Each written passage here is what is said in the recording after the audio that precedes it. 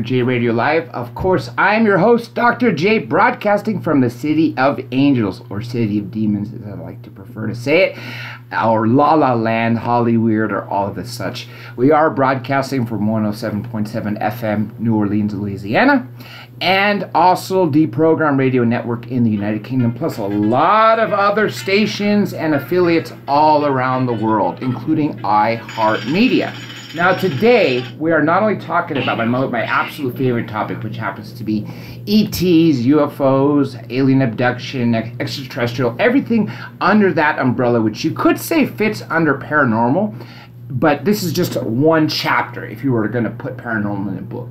But specifically, our guest tonight has a unique perspective coming from a biblical perspective into what's been happening and in the Bible with proof of ETs and UFO activity, which I've always argued for. I mean, you've heard Eric Von Daniken on the show talk about that. That's what changed his life and got him going, was when he was in the seminary and he was reading about this passage about the Almighty God had to shoot a beam to destroy a wall. And he says, well, my God he's so powerful to create us and the galaxy and the universe and everything else alive, wouldn't need to shoot down a weapon to destroy a wall. He would just destroy it. He would disintegrate it. He would just make it disappear.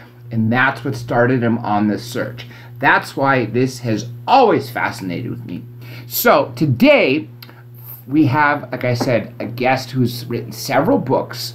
And one of the prime books that I'd like to talk about is Aliens in the Bible. He's also a chief in the Air National Guard. I don't know if he's retired or not. I should have asked that before, but let me go ahead and introduce him. Mr. John Milor. John, welcome to the show.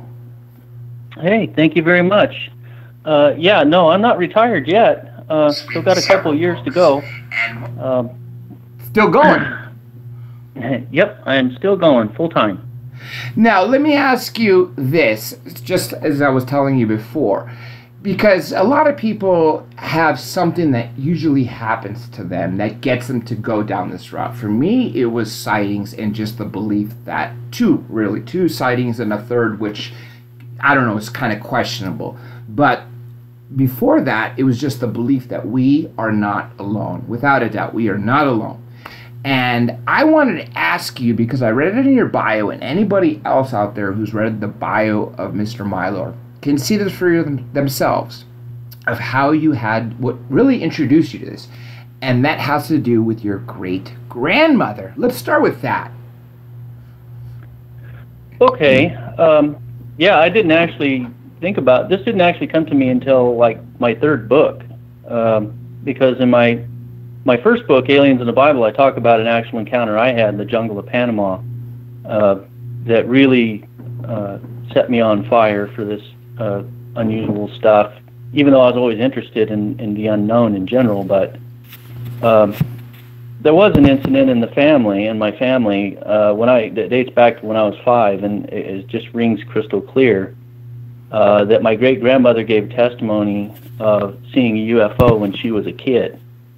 Now, see, a lot of people could just, easily just think, okay, another testimony. But the unusual thing is that if you knew my great-grandmother, you would realize how out of the norm this particular subject would be for someone like that. She is the wife of a minister. My great-grandfather was an evangelist for over 30 years. Mm-hmm. So they traveled all around the United States preaching the gospel, and she if the TV was on in their house, it was an evangelist. If the radio was playing, it was gospel music. She played all gospel songs on the piano. She was in like Bible studies and stuff her whole life. Every conversation she had Jesus in there somewhere. If you were going to hear something supernatural from her, you would expect something like angelic visitation, which she did have some stories there. And in fact, she did say that Jesus healed her on one occasion from paralysis. She had a stroke when she was in her 50s, and she was in the hospital, paralyzed on the left side of her body, and she said she saw Jesus walk into her bedroom, into her hospital room, and he smiled at her, and poof, the paralysis disappeared. And so that's what she told the doctors, and they didn't know what to make of it. But you know, this for a woman like this to be talking about UFOs is just, you scratch your head. It's almost like having a scene from The Matrix while you're watching Lord of the Rings. The mixed metaphor, it just throws you for a loop, right? Absolutely, so, yes. So she would watch me and my brother when we were really small. And I recall one evening when I was there that there was a lot of family members there. My mom came to pick me up. My dad was there. My uncle was there. My grandparents were there. And, of course, my great-grandparents were there. So there were a lot of people in the house. Maybe it was around Christmas time or something like that. I just remember it was a lot of people. And everybody was kind of just talking in their own conversations around the house in different places and stuff, and mostly consolidated in the living room. But Grandma was reading a newspaper article, and she stopped everybody. She said, "Hey, everybody, I have something important to say. Look at what I'm reading here in this newspaper." And okay, so she started reading this story about a scene that sounded like the opening scene of Close Encounters of the Third Kind. And of course, when she was reading this, I'm talking 1975, so this is around the time that movie, right before it came out, I believe. So, I don't know, the story she read, I remember it bore a striking resemblance, because what this was there was some UFO activity on the outskirts of Madera County, and it was a wild goose chase with police officers in their cars riding around chasing these lights that were flying around the country roads. And she was reading this story just really enthralled by what she read, and everybody's just like looking at her not knowing what to think, like, why is Grandma reading this story in the newspaper about UFO activity out here?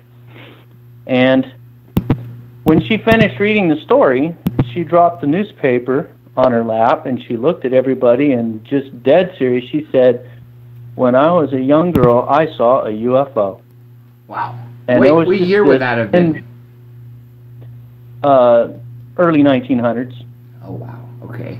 So you could hear a pin drop, you know, and then she started to tell a story that her and her sister both saw this, that they were out on the plains of Kentucky. They had never seen an automobile before. Where they lived was like out in the middle of nowhere. Horse-drawn carriage era. Absolutely. So they had never seen an automobile, much less a flying contraption. And they said that they saw this thing that looked like this tubular or cylindrical object flying in the air, and it flew right past them, like maybe 30 yards away, broad daylight, and it just hovered silently, and it was like aluminum, polished aluminum, she said, and it had a glass bubble on top, and they could even see this humanoid-looking occupant as it flew right by. And they were just like, their jaws dropped. They're just staring at this thing like, what is that? And it flew right by them, and it went down to, there was some bluffs nearby, and it went over the bluffs and then shot off up into the sky and made this zing sound, she said. And her and her sister were just like floored by this thing, whatever it was. You know, they couldn't believe their eyes, and so they ran home and they told their mom about it, and their mom took them into another room, and she told them, shut up, took them into another room, told them she never wanted to hear them, either of them, utter a single word about that incident ever again, and swore them pretty much to secrecy. And so they kept their mouth shut. They did what they were told. So that was your great-great-grandmother that had your great-grandmother basically sworn. No, that was my... Yes.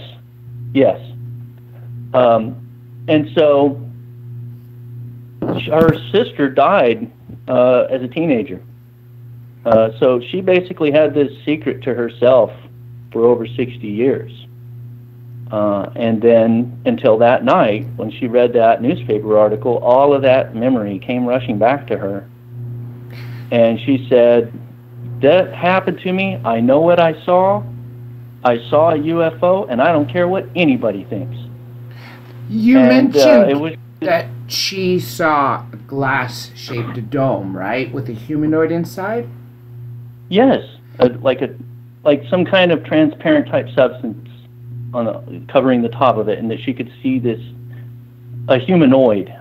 She didn't say it was a guy. She said it was like a humanoid looking, a person inside.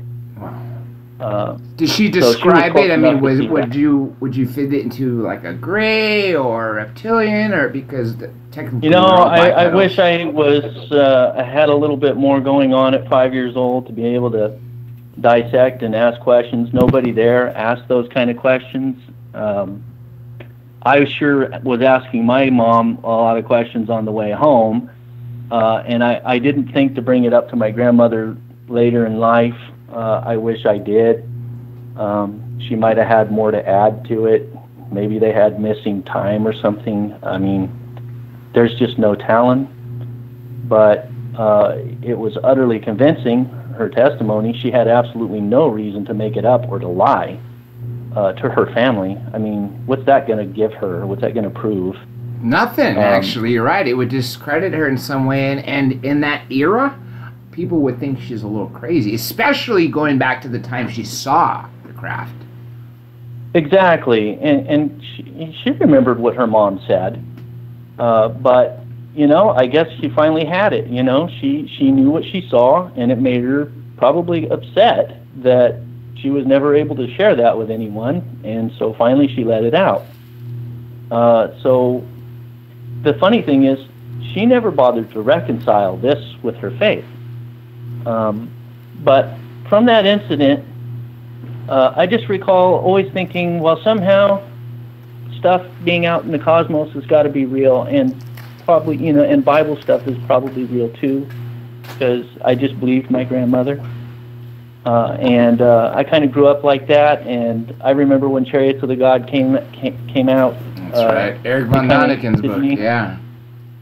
But then later, I had my own encounter when I was in Panama. I wasn't always in the Air National Guard. I was in the Army, active duty Army before. And I was there during the Panamanian invasion back in 1990. Yes, and one of my friends doesn't call it an invasion so much as he calls it a robbery. That's the way he labels it, because he was a vet from that era as well. Basically, we went in and took Noriega's money. We meaning the United States, because this is an international program. I just wanted to throw that in there. What did you get out of that? Did you feel that way? Did you feel that we belonged there in the first place? I didn't really have an opinion on it at the time. I just did what I was told and tried to stay out of trouble. A good soldier. That's a good soldier. I was only 18. So, actually, yeah, in Panama, that was my first and second year that I was there for 6 months during the invasion. So, with all of that, I talk about this in Aliens in the Bible in the first chapter, where I encountered this, while I was on guard duty, this glowing ball of light approached my guard duty position in the jungle, and it was flashing there and on and off. And the guy that was on guard duty with me, I woke him up, and they used to make fun of me a lot because I was really into the occult and the paranormal, and it was just mostly like anything that was unknown that I was fascinated by, stuff that I wanted to know. So it kind of gets grouped in with stuff that's occult. Yes. Although I wouldn't say occult necessarily. I didn't put my faith in it like some people do. It was just more like I thought there's something to it. It's not just something you can dismiss as stuff that's in people's heads or stuff that's made up. I always believed that there was a reality that we're not seeing, but it's there. It's so tangible to me, and it always has been. So I would ask people for information like, have you ever seen a ghost or anything like that? I'd always been interested in stories like that. And because I had asked enough people that in the Army, that's not really a setting to do that, because it can label you as a weirdo and people make fun of you. And so I kind of had this reputation that people like to make fun of me a lot. And so, here I was seeing this glowing ball of flashing light. According to any science book that you point to, this should not exist. And I knew a lot about it. You know, I'm like, I woke up Corporal and I told him, this is not ball lightning. Ball lightning is a steady glowing ball of light until it hits something and dissipates. This is not swamp gas. It's the size of a soccer ball. It's a consolidated flash of light, like a camera flash, and it's flashing on and off. That is not swamp gas. No. This is either some kind of atmospheric phenomenon that science has yet to discover, or it is something more along the lines of something from a Dungeons and Dragons book. Actually, Will o' the Wisp. I'm sure you've heard from Dr. J. Allen Hynek after he left Project Blue Book, or was closed, and he started actually investigating for himself UFO activity, that he was sort of forced to come up with explanations that didn't exist, or were so far attenuated to what really happened.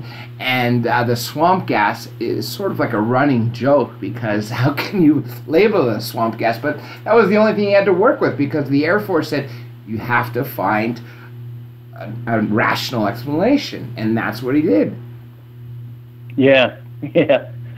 So, you know, I'm outlining to the Corporal, you know, all the reasons that this is not A, B, and C, and it is something that is unknown to modern science. And his eyes are just getting bigger and bigger and bigger, and this guy is just scared out of his mind, and I am just growing more and more fascinated. And I told him, I'm going to talk to this thing. And he's like, you'll do no such thing. And at that point, I did not care what he was going to do to me. He was my senior, but this was a once-in-a-lifetime opportunity. It was never going to come again, most likely, and I was not going to pass it up. I was willing to throw everything away to get this opportunity. And so he was ordering me to, you know, to shut up and stick to my post. And, you know, I wasn't really leaving my post, but we were out in the jungle, and there was this little trail that we were on the side of, and I told him I was going to talk to it. He told me not to, and I said, I'm going to talk to it. And I walked out into the clearing, and I cleared my mind, and it was, like I said, flashing on and off. So like every 30 seconds it would flash in a particular place. So it was coming our way. Every time it flashed, it was closer and closer and closer, and then suddenly it stopped. It paused at a certain location about 30 feet away from our location, and I was like up in the trees, and it just kept flashing on and off in that location, which I told the Corporal, I said, that's resembling an intelligence, like it's either alive itself or it's some kind of a probe, because it was coming this way, and now that it's here, it's stopped. So I'm going to try to communicate with it. So you got the impression that obviously not only was this intelligent controlled, but it was literally coming to communicate with you. Possibly, quite possibly. It was curious in any case. That's kind of the feeling that I got from it, that it was curious, and that maybe it was a native resident of the jungle, but I don't know. Still, I don't know to this day, but I can say what happened. I told him that he didn't want me to go. He said that thing might kill you for all you know, and I had my M60 there and a belt of 750 rounds. What am I going to shoot at? This glowing ball of light that keeps flashing on and off. It was literally invisible when it was not flashing. I had night vision goggles. I looked in the location where it was. There's nothing there. And I was telling the Corporal, I said, that's some kind of transdimensional properties that it's exhibiting. Either that or it's so tiny I can't see it with the naked eye or with these night vision goggles. It's just invisible until it flashes. And if it wanted to harm us, if it was electrical in nature, I would think that it would be attracted to this big chunk of metal around my neck. I also had a PRC radio there with a 6-foot antenna sitting next to the tree and a bunch of batteries in it, and if it was electricity like ball lightning, it would have hit that, I would think. But it wasn't. It was just stationary in this one spot. So I took my weapon off, and I went out into the clearing, and I cleared my mind, and I said, I just want to know who you are. I come in peace, I'd seen enough Star Trek. I pretty much felt like I was Captain James T. Kirk. I said, we mean you no harm. We just, would like to talk with you and see what you would like to know about us. We're curious to know who you are. Could you please reveal yourself? And I left a moment of silence after that. About 10 seconds later, I had this really funky feeling come over my head. Like I felt this presence coming toward me. And it was like that feeling like, you're being watched, but amplified, like off the chart. And it was approaching me, and I felt it. The hair stood up on the back of my neck and on my head. I could just feel all these chills coming over me like, oh man. I started backing up, and the corporal started backing away from me because I was telling him, I said, it's coming toward me. Don't ask me how I know, but I feel it coming toward me. And I was backing up, and I felt this thing fly right over the top of my head. I mean, my hair must have been standing up. I felt it. And I lifted up my night goggles, and I told him, I felt it fly right over my head. I can't see it, but I could feel it. I don't know how. And I put the night vision goggles up to my eyes, and I did a complete 180. I turned around. I said, it just flew over my head. And I have a feeling the next time it flashes, it's going to flash right about, and I pointed my finger away from me up into the trees, and exactly where I pointed, it flashed, right when I said the word there. Wow. And so it blinded me. It communicated with me. Now, it wasn't English, but it made me feel its presence. It let me know that it was some kind of a sentient being. That's the feeling that I got, that wasn't a probe. That was one of my ideas, that it might have been a probe, but I kind of don't think so. I think it was alive. I think it was some kind of entity. And it let me know it was definitely there. It was curious about us. It was checking us out. And it was answering my question that, hey, I'm here and I'm alive. It never materialized into a person or anything crazy like that. It was just something that flew over my head. I felt its presence.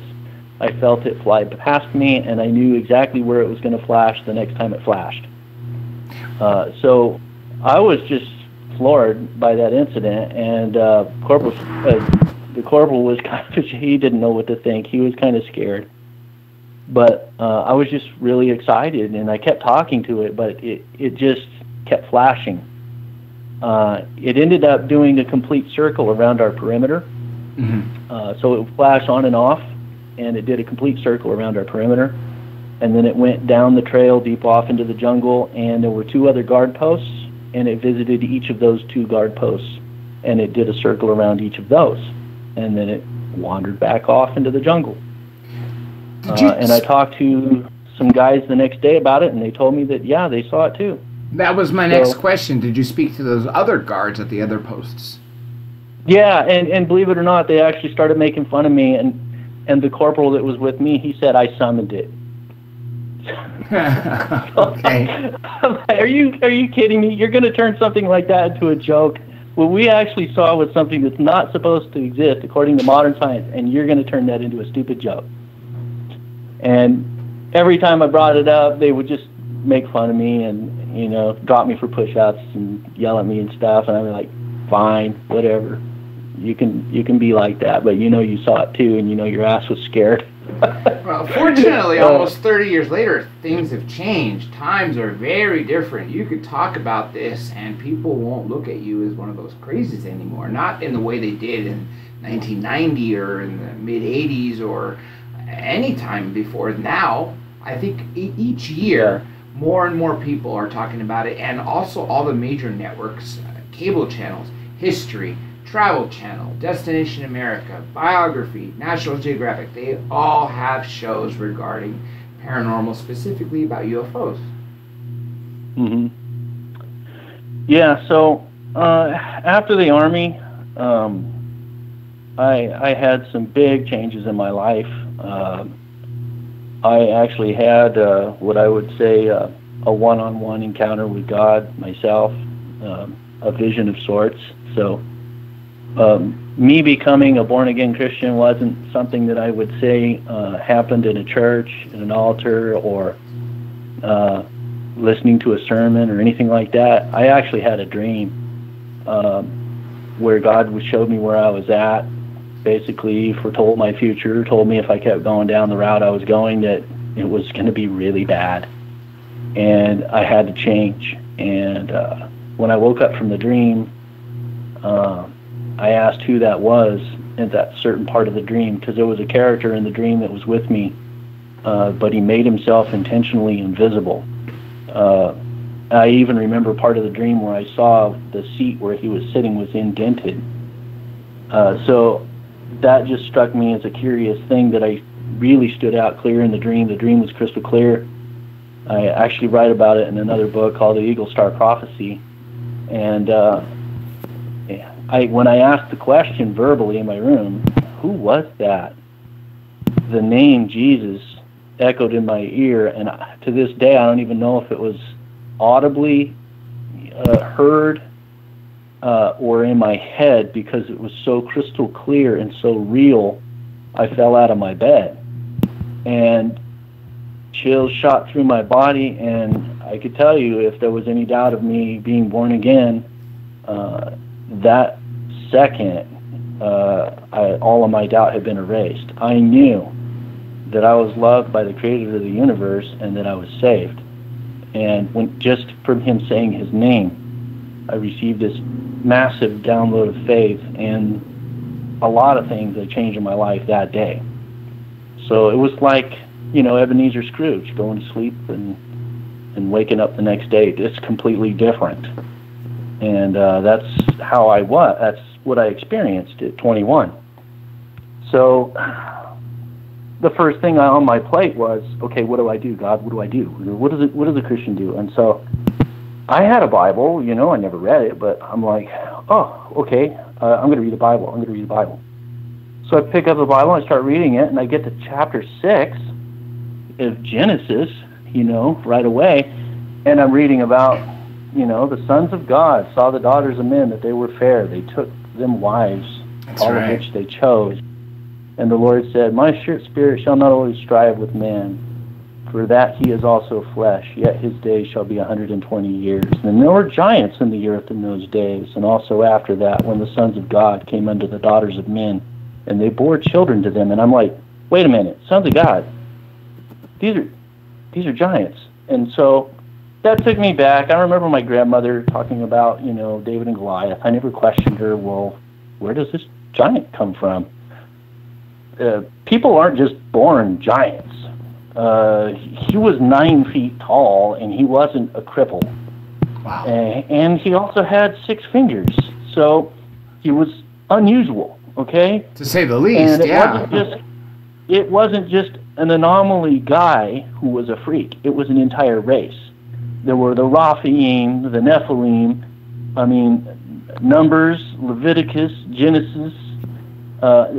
Scripture in the Old Testament mentions these beings all throughout, and it describes them in great detail, and the narratives support the notion that this is not some sort of symbol. This is a story that is telling you about events that happened from like a historical narrative. Psalms is a song, right? You can read Psalms and kind of like say, oh, well, he's expressing emotion. This is a song, right? But when you're reading other books in the Bible, it's not so much a song, a lot of it. It is like a historical account. And there are certain things in the scriptures that you can account for and make reasoning to say, well, here's why they said this, here's why they said that. For example, the generations between Adam and Noah, and Noah, from Noah to Abraham, and they got these numbers that they keep going, like, 70 generations here, 70 generations there. And people have compared these with other books and other accounts, the generations that lead up to Jesus, and then they'll skip some names here and there. And, there's literary reasons for doing some of that. But if you were to take all of these references to giants as a whole, you cannot excuse all of them. You cannot just say, no, this is just some made-up tool of literature. This is some song. This is, it becomes less and less believable the more you try to excuse it.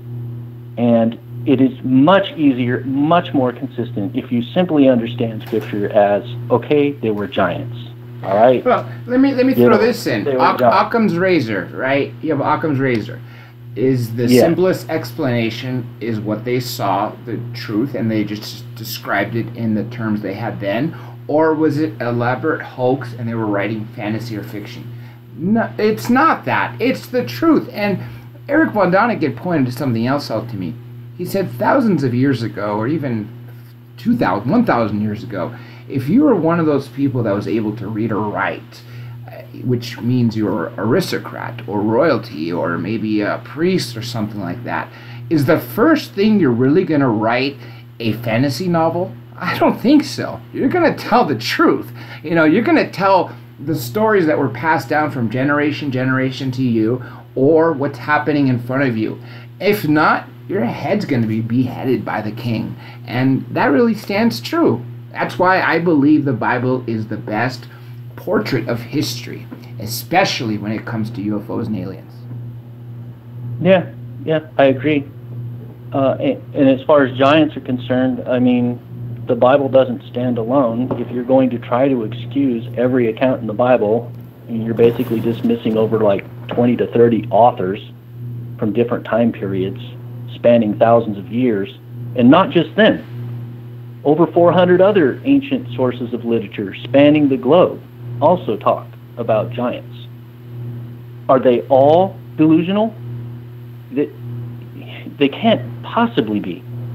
And then, of course, I did other research. When I finally, this is what really set me off, Genesis 6, in my early days of reading the Bible for the first time. And I read it cover to cover, and as I was reading it, I'm like seeing all of this paranormal stuff. So just to give you a clue, I've always been a seeker. Like I said, I've always been like so immensely aware of this splinter in my mind that I'm in a matrix of some sort, that reality, I'm only seeing this tiny sliver of it. And it's frustrating to me because I can sense that there's so much more going on around me all the time. And because of that, I was always searching, always reading. So I became pretty much encyclopedic when it came to topics like UFOs, ghosts, astral projection. I mean, you name it. I have a library of books, and I absorbed it. Back when I was 5, I wouldn't stop bugging my mom about UFOs and stuff after hearing Grandma's testimony. And so she bought this subscription to Reader's Digest. It was this 24-volume set that they would come once every month or so. And I read every single story. It's like the mysteries of the unknown and whatnot. And I absorbed all of it. Pretty much memorized those books just because I would read them, just being fascinated. And so I had all of this information in my head, not from just those books, but from many others, and from personal experiences and dabbling around and stuff myself. And then from seeing that ball of light in the jungle and whatnot. So when I actually started reading Scripture for the first time as a believer, I was willing to take everything that I knew from all of those books and just set it aside and say, you know what? For all I know, all of that's a counterfeit. I could throw it all away. I don't care. I just want to know the truth. And so that's where I picked up the Bible, and I just started reading it for what it was. And all of these things just populated my mind every time I came across something new. And so I took notes here and there without really thinking about it. And then I wrote an article, and I posted it on the internet back in 1995. And it was what I call my own brand of ancient astronaut research, but it's a Christian perspective. So that's one thing that I'd say is most unique about my research, is that I consider myself a Christian ufologist. The Bible comes first. I will not relegate God to the status of an alien, to a created being. Aliens are created beings. And the Vatican recognizes that too. Okay, yeah, I've heard stories. I've heard it. My take is that there really is a creator God. The Bible, I believe the Bible for what it says. I believe the creator of the universe is the same one who created humanity.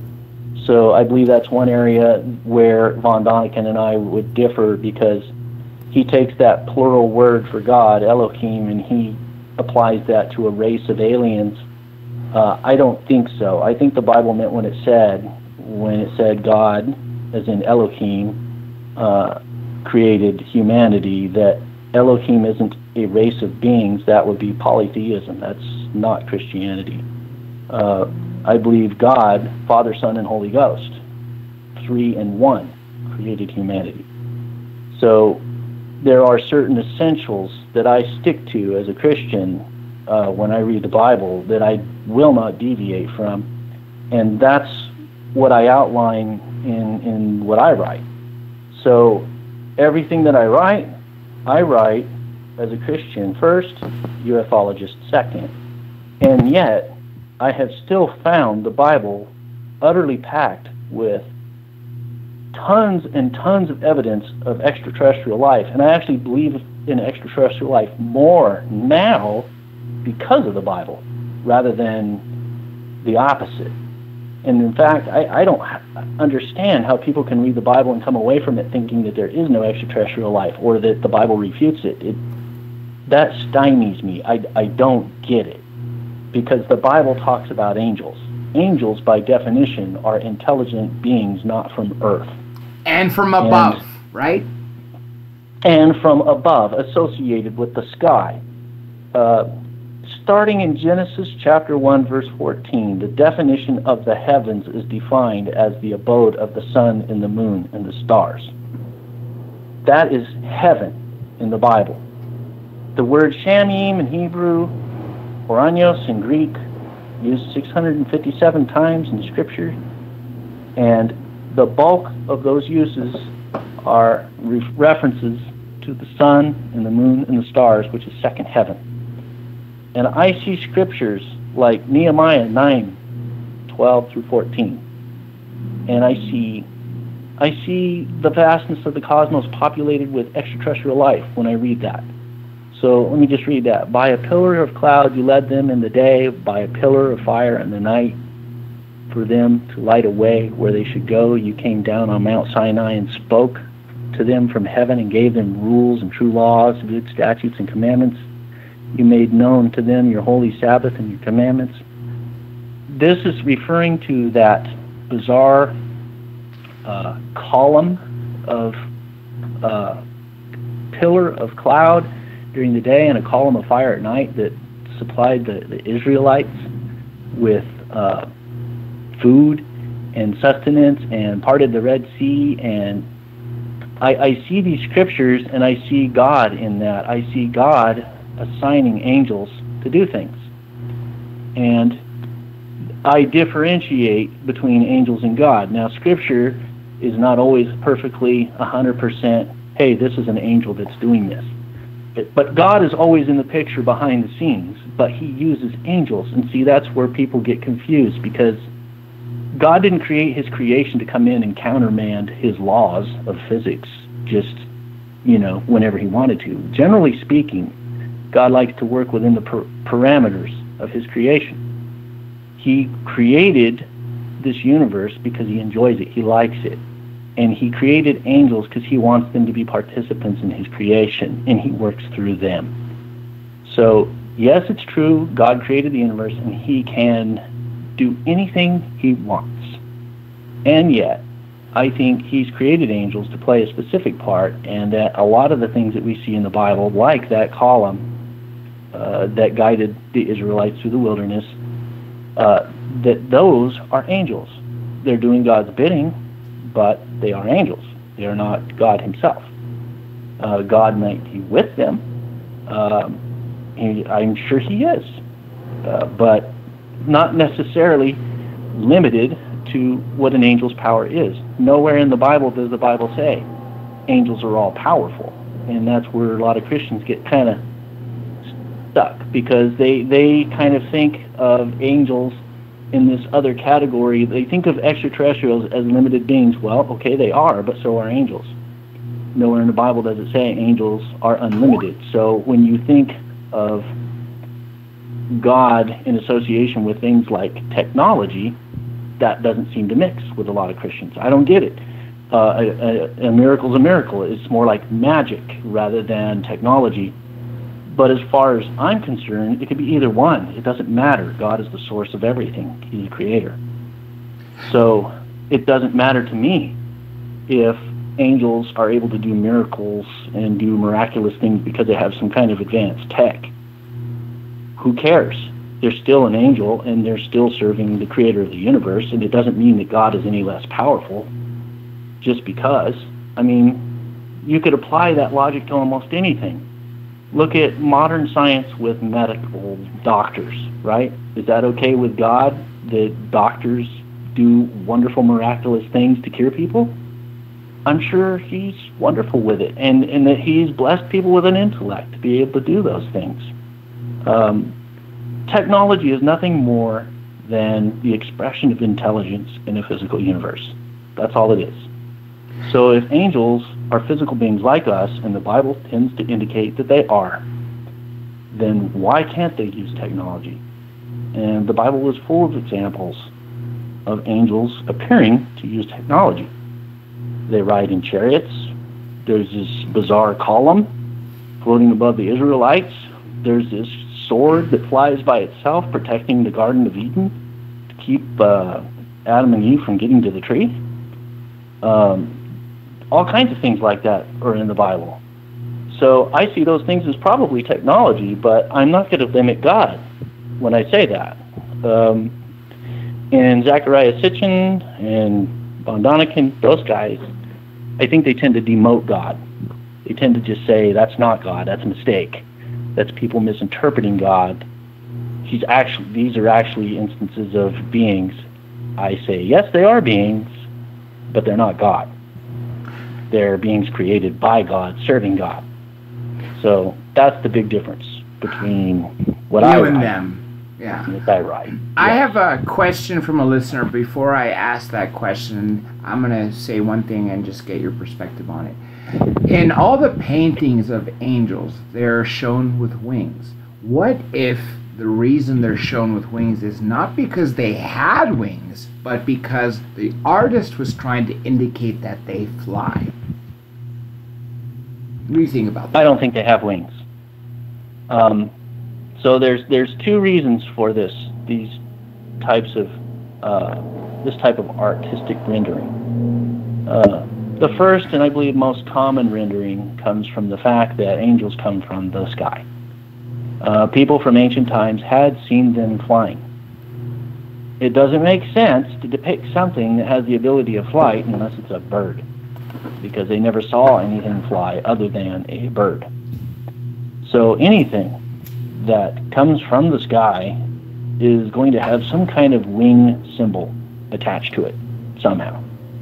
And this is not unique to just Christianity. This is pretty much every religion, every ancient writing in the world that talks about something coming from the sky, and it's usually got wings on it.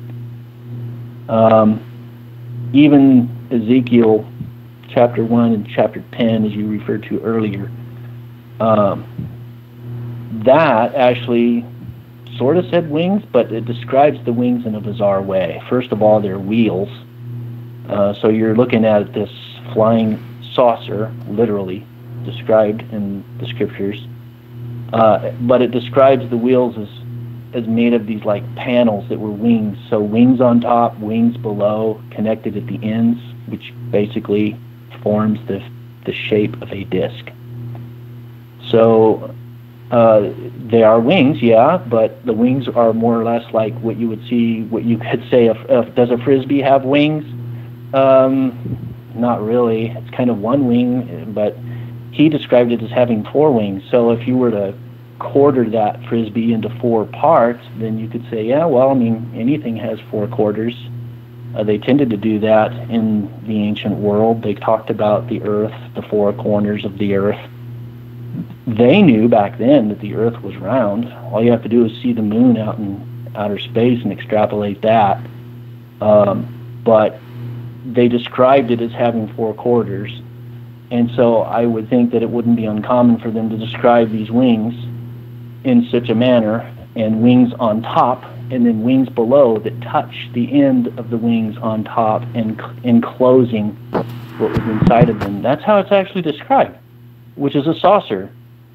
So you see wings associated with angels because they come from the sky. So they're symbolically depicted with wings just to show that these are not just people. They could fly with craft or technology, right, or something like that.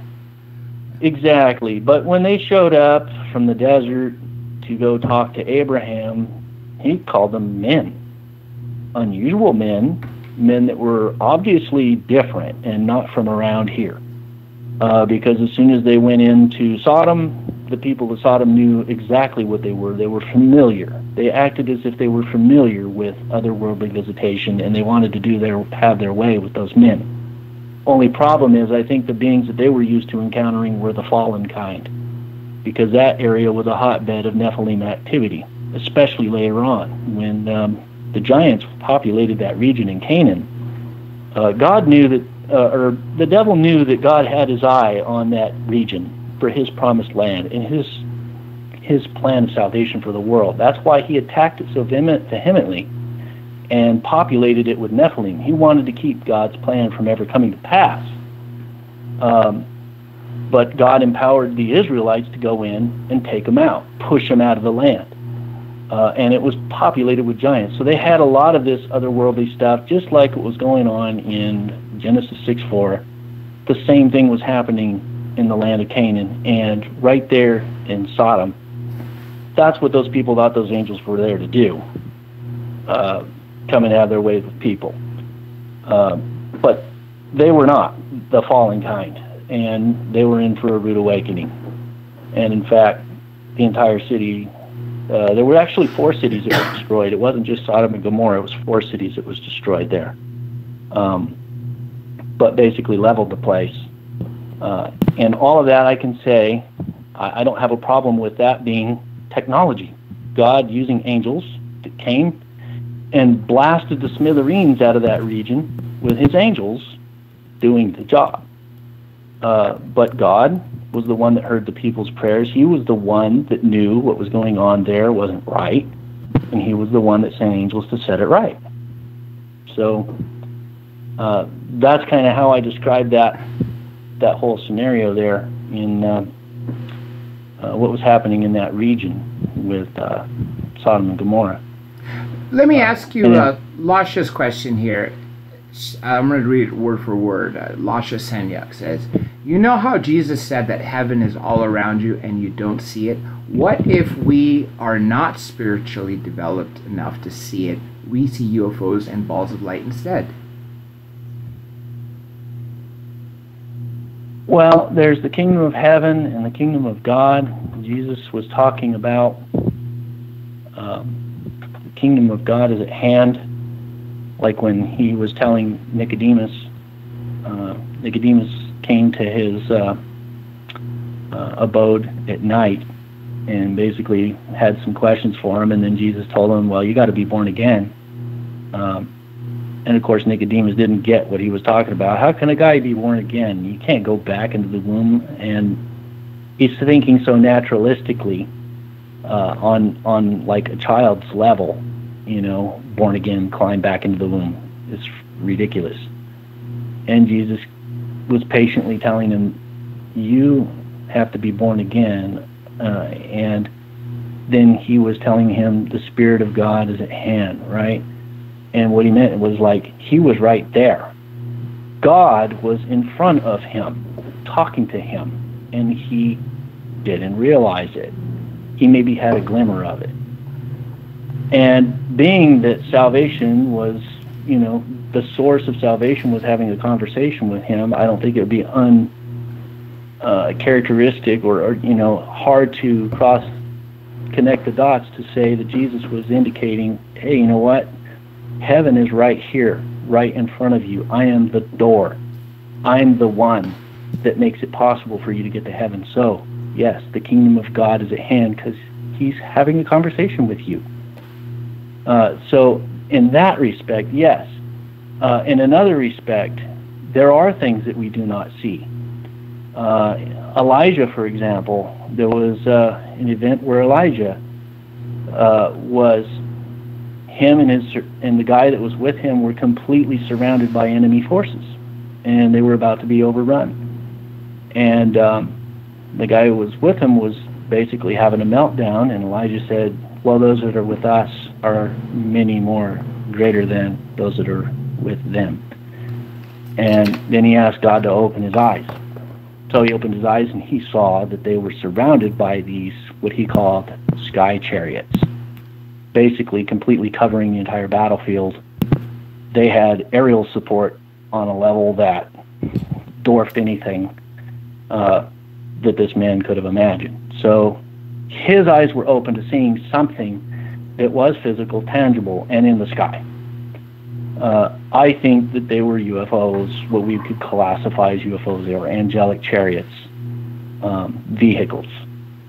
The interesting thing about that encounter is that instead of completely wiping out that army, that God used some other kind of technology, or those angels used some other kind of technology that tweaked and did mental manipulation on that entire army. So if you read that encounter where Elijah goes and he approaches the enemy forces, he talks to the leader, and he's basically telling them, like, these aren't the droids you're looking for. The conversation is really kind of comical because it's kind of like the guy's in this state of hyper-suggestibility, and Elijah just says, we're not, you're somewhere else. You don't belong here, and you're looking for someone else, and this isn't the place you're supposed to be. And the guy's sort of just going along with it, and he says, let me take you to where you need to be. And he leads an entire army into the enemy's camp, and they're completely surrounded by the Israelites. And then he snaps out of it. And the enemy, the general, I guess you could say he was, freaks out, and he's panic-stricken because he knows they're completely defenseless. And the king asks Elijah, well, what should I do? Should we cut him down? And Elijah says, no, just feed him and send him home. And that's what happened. So with that whole encounter, they did encounter what was of another worldly nature, and Elijah's servant actually saw these things in the sky that were manipulating the minds of an entire army to such an extent that they wandered right into the middle of enemy camp completely defenseless. So it's a pretty awesome story when you read it with that in mind. Since you've been involved in this for a long time, I'm sure you remember Dr. Roger Lear, the alien implant doctor, right? Well, I've read a lot about implants in general. He had actually told me something that I thought was a fascinating perspective. Obviously, there's no way we could tell. I mean, it's just sort of connecting the dots, and maybe you could even say part imagination of hopefulness. But he said, what if the Tower of Babel wasn't the way we interpret it? What if we actually were all telepaths? We all had the ability to communicate with each other through our minds. And what if God got upset at us, or one of God's creations got upset at us, and somehow made us or forced us to speak with our mouths, therefore voicing words? And that's why the speaking of tongues came out, where people couldn't relate to one another. Literally, they were literally talking with their tongues. And what Dr. Lear was saying is, what if that's the first time that Homo sapiens had to speak with their mouths? And I thought that was an interesting take. Now, can it be proven? I don't think so. I don't think it'll ever be proven. But I just thought it was really interesting take on that, because he was a Christian too. Actually, no. I'm sorry. I take that back. He was Jewish. Yeah, I haven't really heard of that before. I have heard of the idea that in heaven that there's a universal tongue that's in heaven. And I actually heard testimony from a man who was dead for 4 days. And when he was resurrected, his mother was praying outside the morgue, and they couldn't make her leave for days. She just refused to leave, and she wouldn't give up. And according to the guy's testimony, he could actually hear his mother's prayers all throughout heaven, everywhere he went. And Jesus was there, and he told him, well, you're going to go back. And he's like, well, how? I've been dead for 4 days. He said, that doesn't matter. I was dead for... So he actually woke up in the box inside the morgue and pounding on the inside of the drawer, and they pulled him out. And for 6 months, he did not speak English. Or, actually, he was Romanian, so for 6 months, he did not speak his native tongue. He spoke whatever language he was speaking when he was in heaven, and it took 6 months before he could actually start to speak his regular language again and be understood by people. So that is an interesting take that to suggest that maybe we all spoke telepathically at that time. Also makes you wonder if, like, the serpent that spoke with Eve maybe had similar kind of communication. Who knows? I have, regarding that Tower of Babel, written about it. There's two possibilities that I've contemplated, being familiar with astral projection. That the word, that tower, I think if you, I forget what language it is, but maybe in the original Chaldean language, but I have it in my research, but it actually, the name of that place was Gate of God, and it was right next to the Temple of Marduk, where they had that Tower of Babel. And that I speculated that it might have been a possibility that people had been messing around with drugs and stuff. We do know that the ancient Chaldeans were involved in sorcery. If you look at modern sorcery, one of the root sources of power that shamans are able to harness is astral projection, and from that ability comes a lot of other abilities. So it's one of those highly sought after abilities, because it could put you in contact with otherworldly beings, namely demonic forces for the most part, here anyway, on this planet. But maybe they were experimenting with sorcery and drugs and stuff, which was common with temple worship back then. And they actually learned how to astral project and travel to the stars. So it could be that people made contact with them and coerced them, or got them to come here, otherworldly beings to come here, via astral projection, like traveling to those other worlds themselves, but not in a way that we would think, not with technology like we have, but rather with a spiritual technology. Things that they learned about human potential and our ability to do that.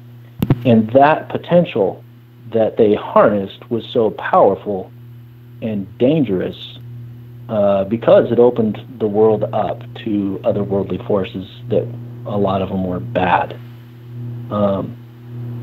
That is part of why God did what he did, to destroy that knowledge base. Destroying a language is destroying your knowledge base, your ability to accumulate knowledge. They had accumulated too much too quick.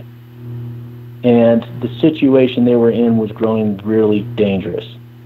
That area, the Tower of Babel, is also associated with the Epic of Gilgamesh. It's the same geographical location, and Bible scholars, even Christian Bible scholars, believe the Epic of Gilgamesh is about Nimrod, that they're the same story. Genesis chapter 11 is the Epic of Gilgamesh. The only difference is the Epic of Gilgamesh is written from the Sumerians' pagan perspective. And if you actually read those tablets, if you read the transcriptions of those tablets, Gilgamesh himself was 2/3 God, so he himself was a Nephilim. And it stands to reason that he would want to build this tower, according to the Epic of Gilgamesh. The reason why he wanted to build the tower was to defy God, so that if there was going to be another flood, he would survive it. So it was a supreme act of pride and rebellion against God. King James kind of describes Nimrod as some kind of great warrior, but in actuality, the name Nimrod translates as rebellion. So instead of like a great warrior, the guy was basically completely rebelling against God, which you can gather from the context of Genesis 11, what God did. I mean, these people were rebelling against him. It's not clear, though. It's just like, oh, these people are becoming really smart. Let's wipe out their language. There's a lot to read in between the lines there. And you can read all of that between the lines with the Epic of Gilgamesh. It's just from the Sumerian's perspective. And it's an extremely lustful book, too. I mean, the Epic of Gilgamesh is extremely graphic and detailed. Pornographic. So you get an idea of what those people were like at that time, and why God did what he did. It's a lot more clear at that point. Now, let me ask you this: do you think that being after that dream that you had that got you to become a born-again Christian, and you started diving further into the Bible and seeing all these UFOs, did that also bring you closer to God, or did it have more questions? The fact, I know you mentioned this earlier, but I want to go deeper into that topic as far as what it did to you. Because as you're sitting and reading the Bible, you're finding all these incidents that clearly cannot be done by man and are messengers from God. Right. I will say this, it brought me a lot closer, and the fascinating thing about it is I've just always been open and totally unafraid to ask questions and move forward because I'm confident in that foundation that I was given when a single word was said to me. Like I said to you, when I had that dream and I woke up and I said, "Who was that?" and I heard the name Jesus, there was a level of faith that was imparted to me in that moment that it can't be taken away.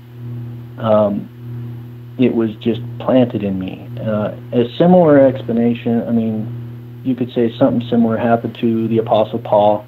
Not to say that my vision rivaled his, I'm not going to claim that, but Paul pretty much said in the Word that he didn't feel like he even got credit for anything that he did, all of his preaching and stuff, that it didn't really count like it would other people, because he felt like God did something to him that was so powerful he couldn't ignore it, and he was basically following like a compulsion.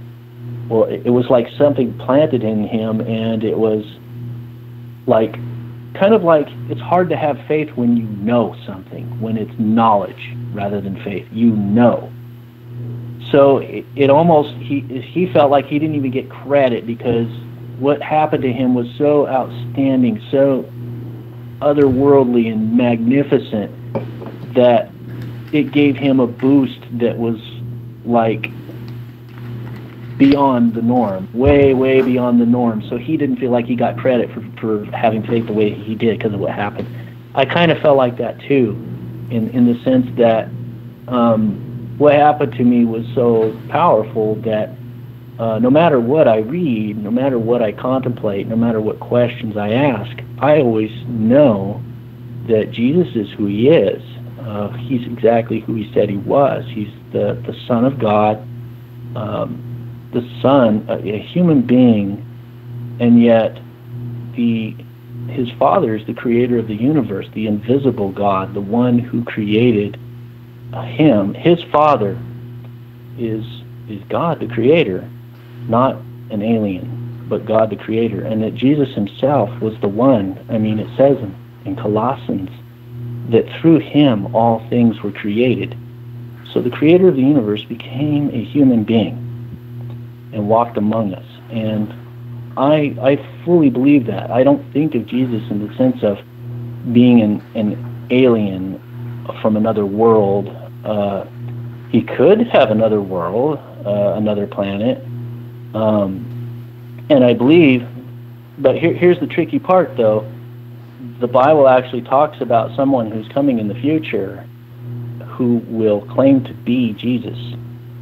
And it's not even the Antichrist. It's the false prophet. The false prophet will come in the future and claim to be Jesus. But what makes him false, if you're reading from Islamic scriptures, what makes the false prophet is the fact that he will say that he is not the Son of God, but rather just a man. Savior, the Antichrist. So, no, the false prophet. The false prophet will say that he is Jesus, but not the Son of God. And that the reason why he will come back is to correct this misconception and then to point people to this person who's the Mahdi.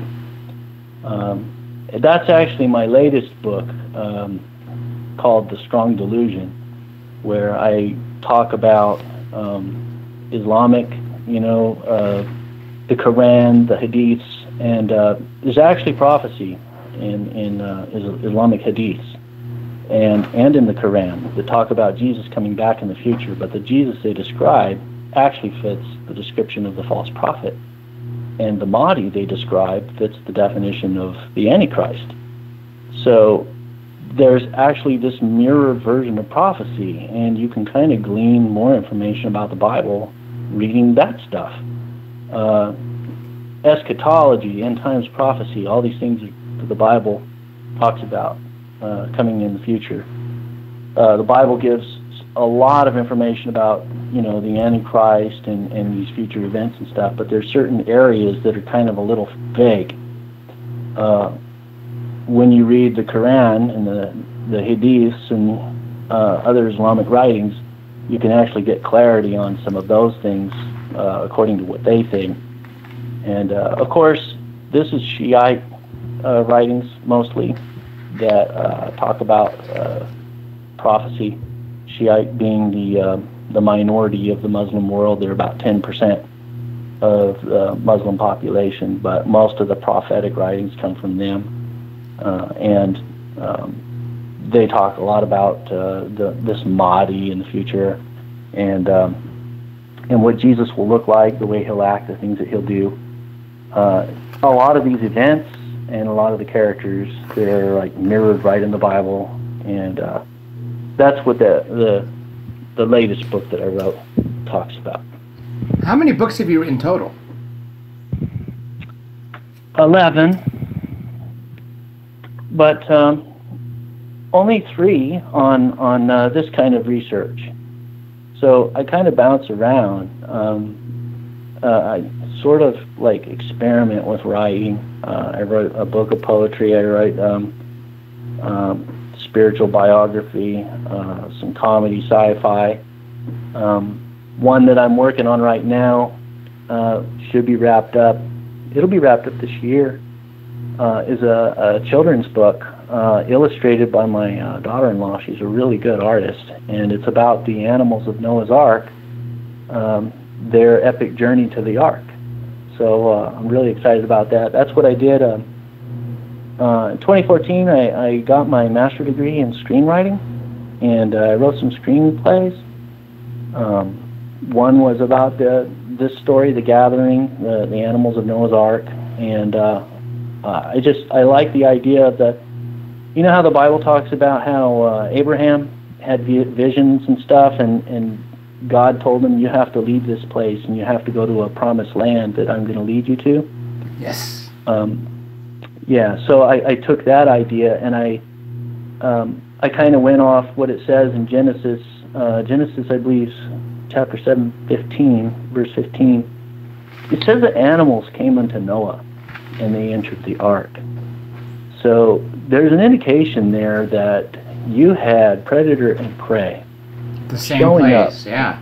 at this centralized location from all over the world. Some of these animals had to probably take generations to actually make it there. It was a monumental global event to get all these animals there. So I see this as something happening in the animal kingdom where God gave these animals a vision and a compulsion to go to this place, and they may have not known, just like Abraham. That similar to Noah, these animals were the cream of the crop. They were the just. And if you read Genesis 6:4, you see that all flesh had corrupted its way. What was happening with humanity, with these Nephilim, was also affecting the animal kingdom. And I talk about that in my second book, Aliens and the Antichrist,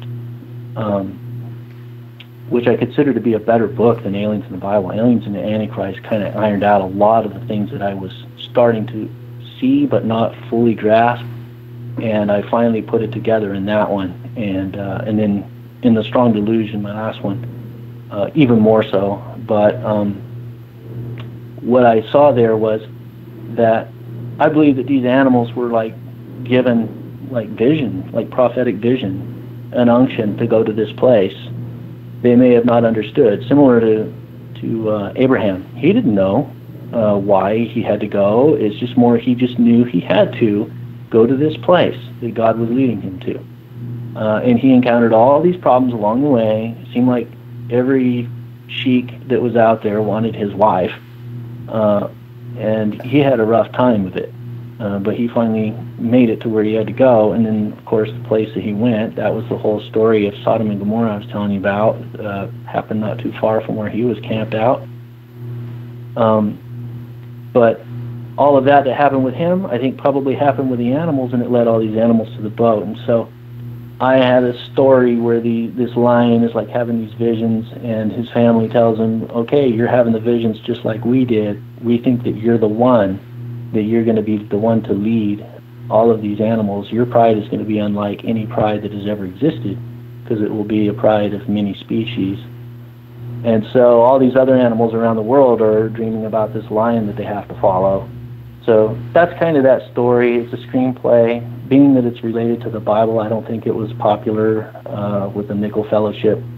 I've submitted it to a number of competitions, and the Nickel Fellowship tells you straight on their guidelines that if it has anything to do with the Bible, they will not accept it. How's that for a bias? But I'm pressing forward anyways. The screenplay is there, so I backed up and I wrote the novel for it, and now I'm getting it illustrated, and so I'm going to add more details to it and clean it up and incorporate illustrations to it. So that'll be my project for this year that I'm really looking forward to. And then if it catches any kind of momentum, I already have the screenplay for it. So you're ready for a production company to come in and literally make a movie for it? That's my dream come true. That's my dream come true. And the other screenplay I wrote is about Judges chapter 4 and 5. So here we have a lot of movies about what's her name, Joan of Arc, right? How many movies are with her? 3?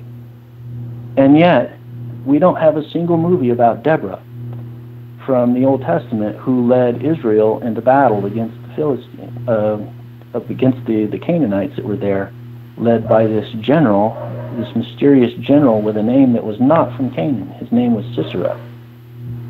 So I take that story and then I inject some stuff into it that Sisera was a Nephilim. We do know from the Bible that the Nephilim did exist in that area at that time, and she was there. Deborah had these prophetic visions of things that were going to happen in the future to such an extent that she became a judge over Israel. And unlike all of the other judges in the Bible, or in the book of Judges, she was an actual judge. She held court. She declared cases. So what was it about this woman that people would bring their disputes to? And what she said, that's what they did. They accepted her word as the law. And so she had to be this just amazing person to have this kind of authority. What was it about her? So that's what I take in the story to build up her character that led to that kind of authority that she had. And I also kind of spice it up with a little bit of conjecture that maybe she could fight, because she did go out onto the battlefield. That was something that, for a woman to do back then, was extremely risky. And unheard of, really. Yeah, getting killed was kind of the least of your worries. You would probably rather die than be captured by the enemy back then, if you were a female.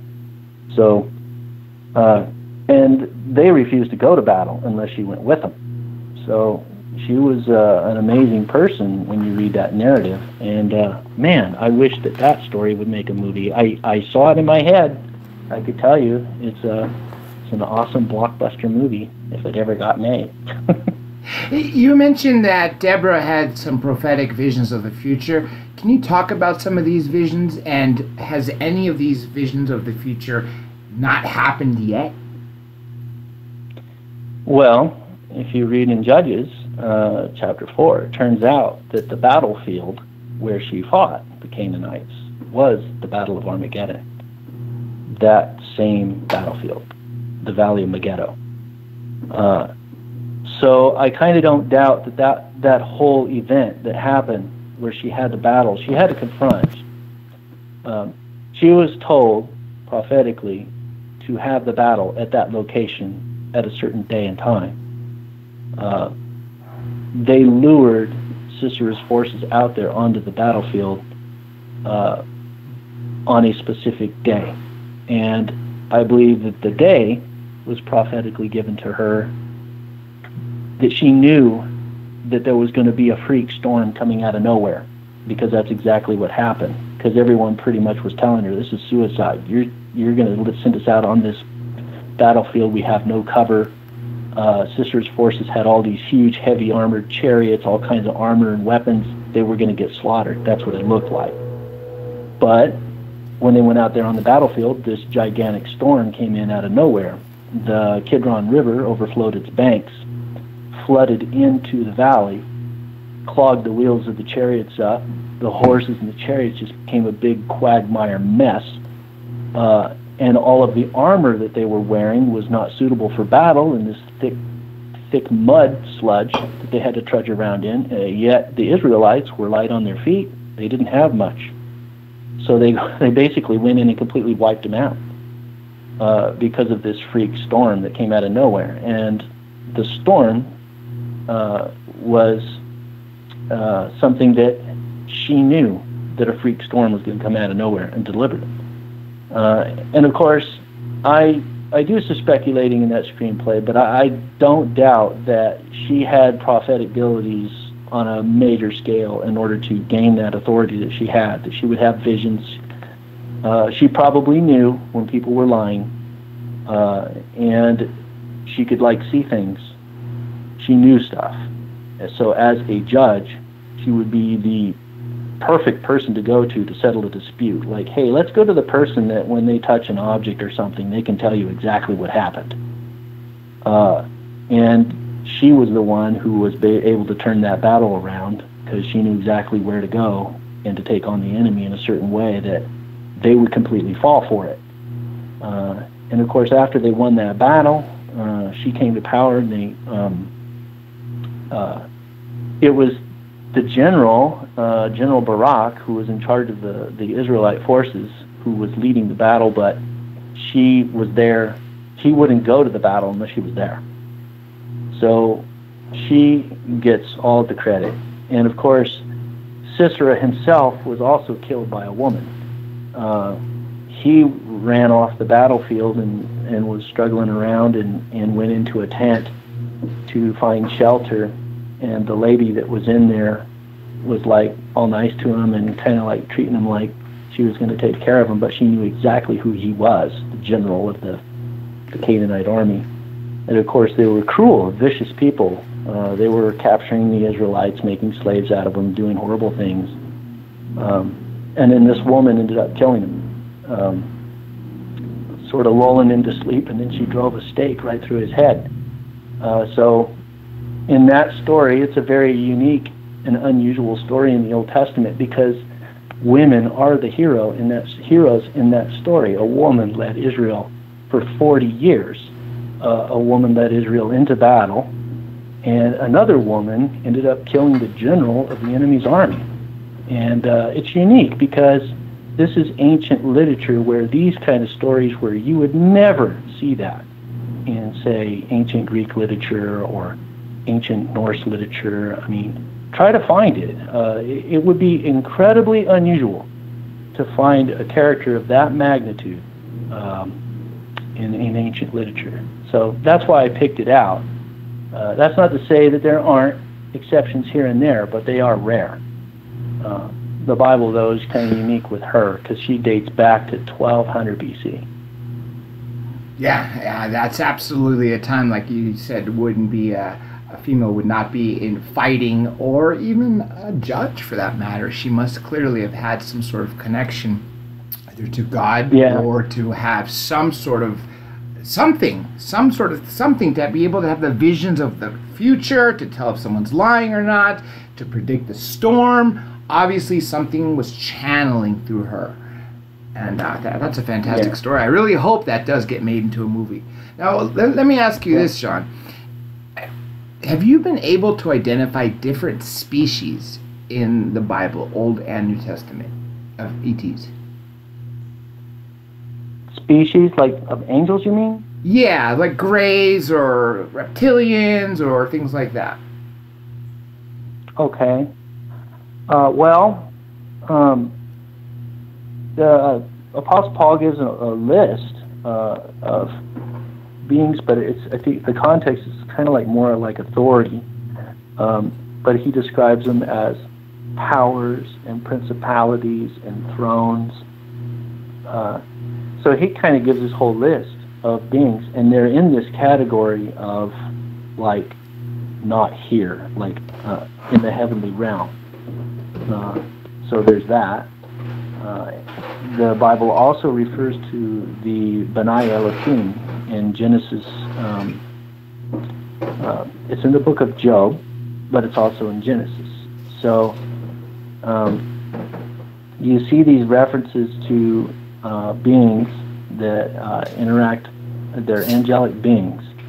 And the B'nai Elohim are the sons of God in Genesis chapter 6, where you see, and the sons of God saw the daughters of men that they were fair, and they came down unto them and mated with them. So these are beings that I personally believe that they are physical by nature. However, it kind of scratches at the definition of what we call physical, because what our science considers physical, we're actually kind of getting to the understanding with quantum physics that something can still be physical and possibly not even in this dimension. So perhaps if you hyperstimulate the molecular structure of something, you can make something physically disappear, but it's still physical. If you are familiar with the Philadelphia experiment, where they took this entire... Yes, they took this entire aircraft carrier and they made it vanish from physical sight, apparently. And some of the people that were on that ship were seen in different locations throughout the town. People in a tavern said they saw some transparent people that were like flipping out in part of this tavern during the same time that this incident happened. Then when the ship appeared again, part of the crew was still there, like partially melted into the deck. There were animals that were there. Some of them were like completely out of their minds, like whatever it was that they went through, it drove them completely insane. They even made like a sort of a cheesy sci-fi movie on it, the Philadelphia Experiment. Yeah, I've seen that actually, the 80s movie, yeah. Yeah, but basically that technology, I don't think they just shelved it. I think that they kept tinkering with it, and I think that the Germans messed with it also. That Bell gizmo they got, the Glock, yeah, that's right. The Glock.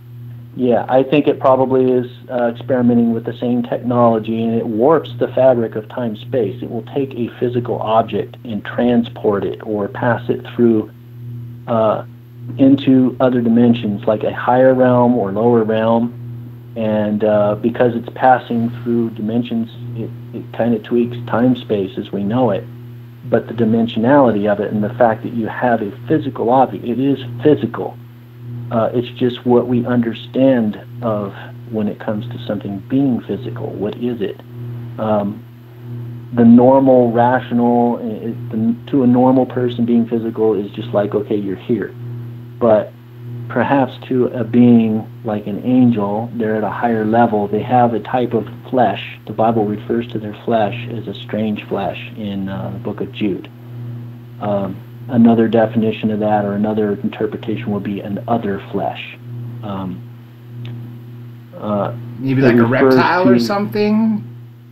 Well, no, I think it's more like the level of glory. So the Bible word might be glory. Angels have a level of glory in them that enables them to do what we call supernatural things, but to them they're normal. I think an angel might have its ability, an innate ability, to adjust the atomic structure of their physical body and change into other dimensions. Similar to like a person staring at a swimming pool, and you hold your breath and you jump in the pool, you swim underwater, you're in there for a little while. It's not your natural environment, but you can hold your breath for a little while and then you get out. I think angels can come here into this dimension. I don't know if they could use technology to do it. They might just innately have power to be able to adjust their molecular structure by sheer will and be here. But because of that ability to shift the dimensional variance of their bodies, they can do things like walk through walls and fly and stuff like that. And to us, we see that and we think of them as non-physical. We think of them as like ghosts more than physical flesh and blood beings. But the truth of the matter is, the Bible gives more weight to the idea that they're physical flesh and blood beings. Key number one, they were mating with humans and having children. You can only do that if you have DNA. And you're physical, I don't of course. see, yeah, if all you were doing was creating some kind of rudimentary interface in order to interact in this world, you could do it with something as simple as a hologram. You wouldn't have an actual flesh and blood body with DNA that could mate with a human being and produce a child. That just doesn't fly in my book. Creating humanity was a masterpiece of God. And to create another being of that magnitude that could mate with a human, I think would be an equal achievement. So I think angels by nature have physical bodies. It's just composed of a type of flesh that is glorified. It has abilities that ours doesn't. Perhaps we used to, or perhaps we will in the future. I think we will. I think our bodies were created to eventually transform into this higher nature. I talk about that in Aliens and the Antichrist. I call it the butterfly theory, that when God originally created us, we were what you could call pseudo-immortal. We had to eat from this fruit, from the tree of life, in order to sustain our mortality for a while. I think it was only for a while, because later in the Bible, in Luke 20:36, it says, we will be like the angels, which do not die. So with Adam and Eve, it was possible for them to die if they didn't eat from the fruit. If that was not true, if they did not, if it wasn't true, then they wouldn't have died. But the way God pronounced his curse, he prevented them from being able to eat from that tree anymore. And so they eventually got old and they died. So they were pseudo-immortal. They would have continued to live if they continued to eat that fruit, and they probably would have eventually reached a point where they were translated into this new glorified nature, and they probably wouldn't have needed to eat from that tree anymore. And instead, at that point, they would have been what we call angels. They would have been fully immortal. And that's the difference between the human species and the angelic species. I think a lot of the angels that we're talking about in Scripture, those that were humanoid, those that are the B'nai Elohim, the Watchers in the Book of Enoch, I think that they're human. But that they were from an earlier order of creation before Adam and Eve, and that they actually achieved angelic status. They were translated. They lived for a long time, and they eventually got to a point where portions of the population started getting translated. and becoming angelic beings. Didn't need to eat from the tree of life anymore. And they were like that, with part of the population angelic and completely immortal, and other part of the population like Adam and Eve. And at that point, that's when Satan conceived of his idea to defy God. And Satan, because he was an angel, didn't physically die. But the rest of the population did.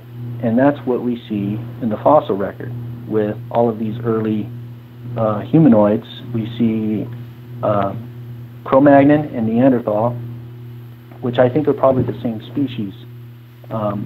Cro-Magnon are young when they died.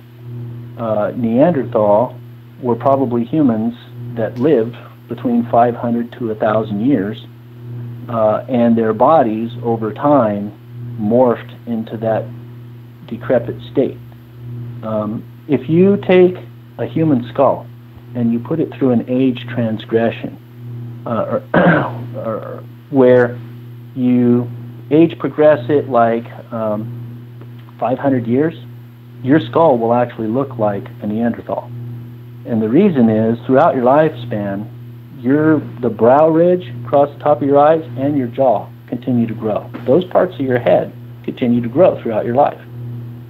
This was actually discussed in a book by a guy, he's a doctor named Jack Cousteau, and he said that he thought that the Neanderthal were regular people that were incredibly old. So as you know, in Scripture, it says that Noah himself was 600 years old when he died. Then you got, these other people in the Old Testament, Adam and Eve, died, they were 900 years old. What happened is they got older, they slumped down more, their bodies changed with the years, their skull changed, and they looked more like Neanderthals by the time they died. So in the fossil record, when we see these Neanderthal and we see these Cro-Magnon, what we're seeing is probably the same species of human, but their genetic variations are due to the fact that some of them were incredibly old by the time they died. And that's probably what we're seeing. And then there might be, these are from an earlier order of creation that predate humans, that they were from the angel order of creation. I talk all about that in Aliens and the Antichrist in my second book, and in that area called the butterfly theory. That's actually a really interesting perspective. I've never heard that, but it does make sense that we, over time, people in their 90s, you could see they're absolutely slumped over. And the one thing I have to throw into this mix is some people say that Neanderthals and Homo sapiens lived on the continent of Africa at the same time. It wasn't that Homo sapien necessarily came from Neanderthal and killed or evolved completely. It's almost as if some Neanderthals evolved into Homo sapiens while others stayed that way until eventually they were killed off, or some theories is that they evolved into one culture versus Homo sapiens going on and populating the rest of the earth. What's your take on that? Mm-hmm. Well, another tidbit that a lot of people are not familiar with is the fact that most people think the Cro-Magnon were a little slightly taller than modern man, which is kind of odd. Why would we shrink? Cro-Magnon also had a cranial capacity roughly 10% larger than our brain, so why would the brain shrink? That doesn't make sense. What a lot of people don't realize, though, is that Neanderthals also had a larger skull capacity than us. So rather than us thinking of them as stupid cavemen, their brains were 10% larger than ours. The Cro-Magnon skull more closely resembles a Neanderthal skull in that respect. They are both of their skulls are 10% larger than ours. So again, it's more indicative that they are the same species, but they are distinctly different from us. That they are from an earlier order of creation, an earlier version of humanity 1.0. Many of which became angels and that are glorified the book of Enoch gives a few names of some of these watchers. And I think what happened in the fall, when Satan had his rebellion against God, is you had a lot of these beings. Some of them were not immortal yet, but some of them were immortal, and they aligned themselves with Satan. And the book of Enoch actually talks some more about it than Genesis, but it's also mentioned in Ezekiel 28 and Isaiah 14 about a time when Satan was actually good, but then he rebelled against God. So if you want to know about that, that's where it all started. I believe it actually started here on this earth. Satan's kingdom was actually here on this earth. In the Bible, what I believe, and I covered this in the Aliens and the Antichrist, is that earth actually housed an ancient angelic civilization. And there's evidence in the Bible of that.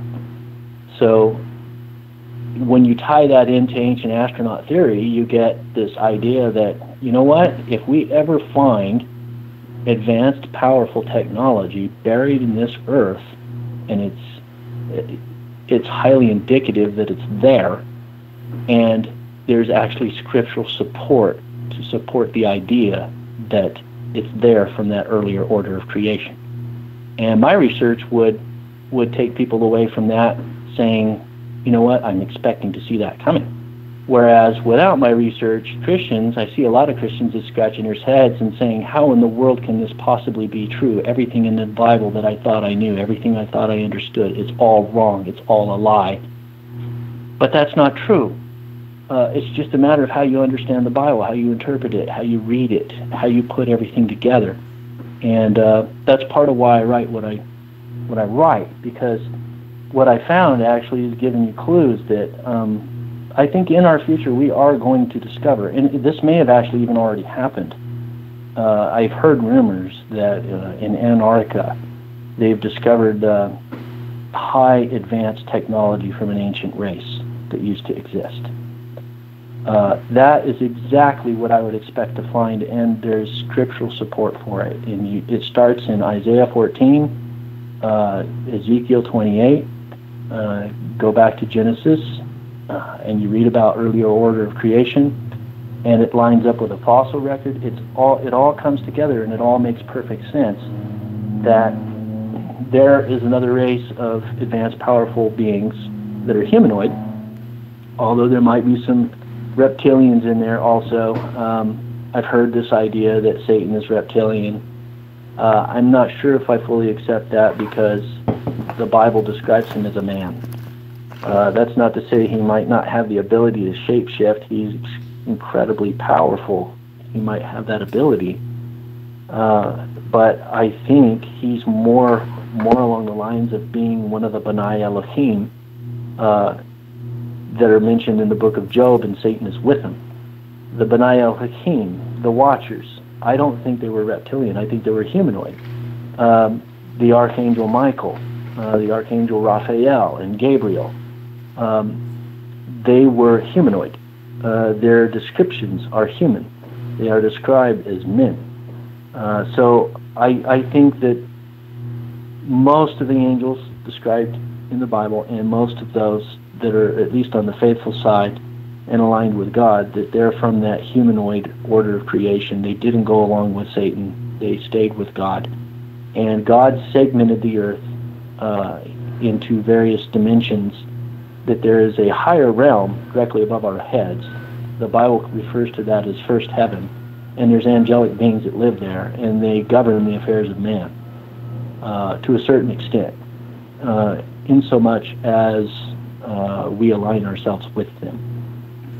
But it is a realm much like this world, and that there are beings there that are bad, that actually still have authority. And again, it goes to what's going on down here. But the Bible talks all about it. It says Satan is the god of this world, in the sense that he's the prince of the power of the air. So here you have this fallen being, but he still has a lot of power and authority over this world, and I think it's in that higher dimension. But as I was telling you before, dimensionality and physicality,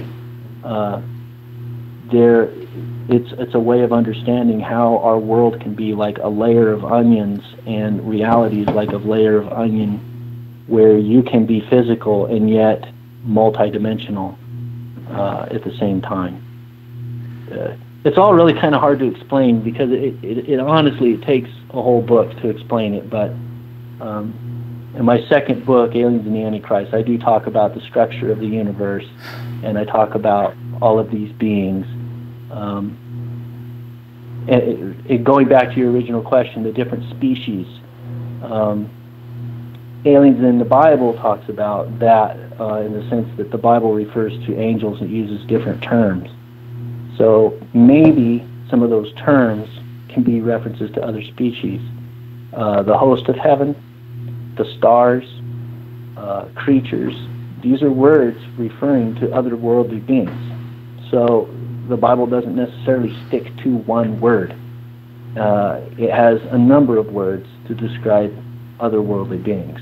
And part of the reason for that could be that it's talking about many different species. I definitely got to get my hands on your 3 books. I know you said the Aliens and the Antichrist, you went more in depth, and even after that, which I believe you said was the Strong Illusion? Is that right? The Strong Delusion, yes. Yes. So I have aliensandtheantichrist.com is my website, and believe it or not, these books are free downloads. Nice. So you're giving back to humanity. That's not to say that I don't welcome people to buy them, because it took me 20 years to do all this writing, and it's costing me $20,000. And I've made zip. Probably mostly because I give them away. But I'm not very good at marketing. I do all of this radio interviews and stuff like that, and I spent all of my time researching and writing. I'm just not good at marketing, and I kind of gave up on it. It's really frustrating, because it doesn't do good for your finances to spend that kind of money and spend that kind of time just to turn around and give it away. But I'm frustrated, because I don't want money to be the reason why this research is suppressed. So I have all of these books on my website as free downloads, aliensandtheantichrist.com. Or you could go to thestrongdelusion.net or aliensinthebible.com. All 3 of them go to the same website, and I have all my books there as free downloads.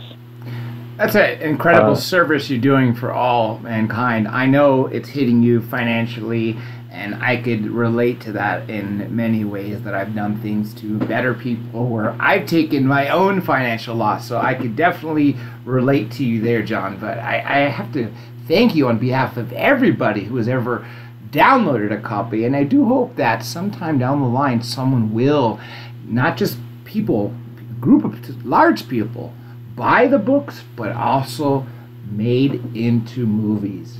I could definitely see that happening. Let me ask you real quick, since we are just about out of time, if you have one final statement that encompasses everything we talked about, all of your research, everything you've ever done, what would you say to everybody? Okay, I would say that if I were to encapsulate everything that drove me from the beginning, even before I really knew consciously what I was pursuing, I would go to 2 Thessalonians in the New Testament. 2 Thessalonians chapter 2, verse 3 through 12. In that passage of Scripture, it talks about something that's going to happen in the future. It's talking about a deception that's going to cover the entire world, and everybody and his brother is going to fall for it. So while people get kind of hung up, and it's easy to mock and make fun of conspiracy theories, this conspiracy is actually in the Bible by definition, if you look at that scripture. 2 Thessalonians chapter 2, verses 3 through 12. And it talks about this person who will come in the future. The Bible refers to him as the Antichrist, also refers to him as the Assyrian. And as my book, Aliens and the Antichrist, talks about, there's a lot of characteristics that can pin down the exact identity of this person, so that when he comes, if you know that information, you'll know who he is. Right now, nobody knows who he is, and there's a specific reason for that. But we know exactly where he'll come from, and we know exactly what kind of doctrine that he's going to promote. We know the things that he's going to do. There's all kinds of information about him, and ever since I saw that and read that, I knew there was something about him that was directly connected to this otherworldly understanding of the nature of our cosmos, the nature of otherworldly beings, our purpose for humanity to exist on this earth. It's connected to our reason for existing. God created us. He loved us. It's all bound up in that, but it also involves this otherworldly stuff. And there's things that Christians are missing, and there's things that the world is missing, and I'm trying to bridge the gap there with this research. And that scripture, 2 Thessalonians chapter 2, verse 3 through 12, is the heart of what I'm getting at. I'm actually glad you mentioned that, because usually I would point people to the book of Ezekiel, but I'm definitely going to have to go back myself and read that, because I've always been fascinated by UFOs in the Bible. That book itself, the Bible, Old and New Testament, have so many instances, as we talked about, and we just brushed upon it. I know we could have gone for far more hours this evening, and we're definitely going to have to do this again. Real quick, let me give some shout outs to everybody. First of all, I want to thank Joe Montaldo, station owner of UPRN 107.7 FM, New Orleans, Louisiana. iHeartRadio, JC of Deprogrammed Radio Network. Also, Pam Vrettenberg, who is my social media manager. Make sure you check out our website, UnitedTruthSeekers.com. Joshua Cheres, my assistant producer. You might have seen him in the chat, folks. Also, my guest, Mr. John Milor. Thank you so much for joining us tonight, and we're going to do this again very soon, that's for sure. YouTube Nation, all you fine people that are watching this and hearing this on YouTube and have been participating in the chat. I've been watching through your comments and your questions. You guys are amazing people. And I want to thank all the listeners as a whole. Remember, folks, disclosure is in your hands, if you want to call it that, disclosure. Spread this information around. If someone is having a hard time believing that we are alone or we're not alone, pass on the interviews that you hear from here, the links, or introduce them to one of John's books. There's so many things you can do. You don't have to be passive researchers. I was a passive researcher and a very curious one at that until I became proactive. So that's why I always say at the very end that literally, people, it's all in your hands. Let me tell you one more thing, folks. The only thing you need to remember when it comes to this show is the name of it. That's Dr. J Radio Live. That is DRJ Radio Live. Everything from Facebook, Instagram, Twitter, Flickr, Tumblr, YouTube, as you see, BitTube, you name it, Patreon. It's all at DRJ Radio Live.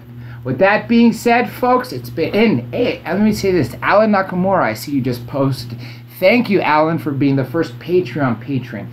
There's a lot to offer on Patreon, folks. I do hope you all go there. And also check out the new archive section on our website, which is, what do you think? drjradiolive.com. With that being said, folks, it is time for me to officially sign off, and that is what I'm doing. I'll catch you all same time, same place tomorrow.